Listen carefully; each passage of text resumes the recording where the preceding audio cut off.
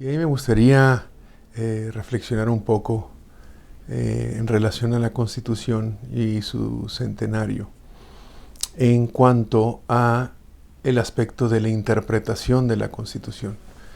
Hemos pasado de una visión formalista de cómo entender la Constitución y cómo interpretarla a métodos mucho más contemporáneos de interpretación constitucional que se auxilian de otras disciplinas precisamente para solucionar problemas concretos referentes a ciertos artículos de la Constitución y sobre todo artículos referentes a derechos fundamentales y derechos humanos. Yo lo que quiero comentar es precisamente que celebro muchísimo esta nueva apertura hacia la forma de entender la Constitución, de interpretarla, esta modificación al artículo primero constitucional, atendiendo precisamente una interpretación conforme y atendiendo a principios pro persona precisamente para atender ese aspecto de derechos fundamentales.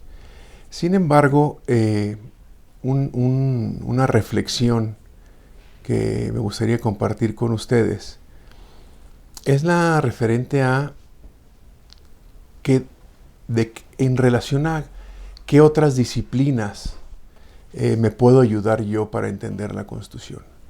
Y lo vemos hoy en día en los debates constitucionales más ríspidos, ¿no? Lo vemos, por ejemplo, en el debate constitucional en relación al aborto, lo vemos en relación al debate constitucional en relación al consumo de la marihuana, lo vemos en relación al debate constitucional referente al matrimonio de personas del mismo sexo, todos estos casos complicados sociales. ¿De qué se está auxiliando la interpretación constitucional en la Suprema Corte de Justicia? Y si bien hace unos instantes yo mencioné precisamente que celebro esta apertura hacia otras disciplinas y otras formas de entender la Constitución, creo que se está enfocando de manera muy particular a argumentos de naturaleza empírica. Se está auxiliando de este tipo de ciencias. Se está auxiliando, por ejemplo, de ciencias de otra naturaleza como médicas, psicológicas. Se está ayudando de datos empíricos en relación a encuestas. Y eso es totalmente bienvenido y creo que la Corte está haciendo una función muy importante en llamar a diferentes sectores de la sociedad para entender mejor el texto constitucional. Sin embargo, yo creo que hay una emoción muy importante que quizá debemos de discutir en relación a precisamente ese auxilio de esas disciplinas empíricas y ciencias duras en el derecho. Yo me gustaría ver en esas discusiones de interpretación constitucional e interpretación de las discusiones de problemas claves, análisis de más que empírico, análisis normativo y análisis de cuestiones sobre todo de moralidad, ¿no?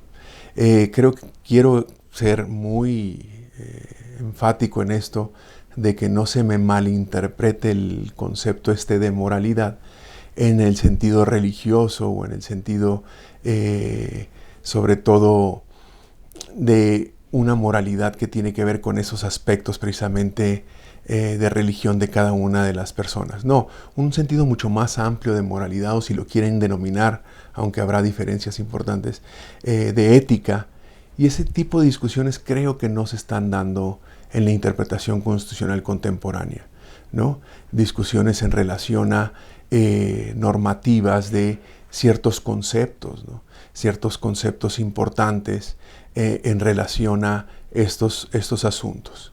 Ver que nos dicta la moralidad dentro del mismo derecho, ¿no?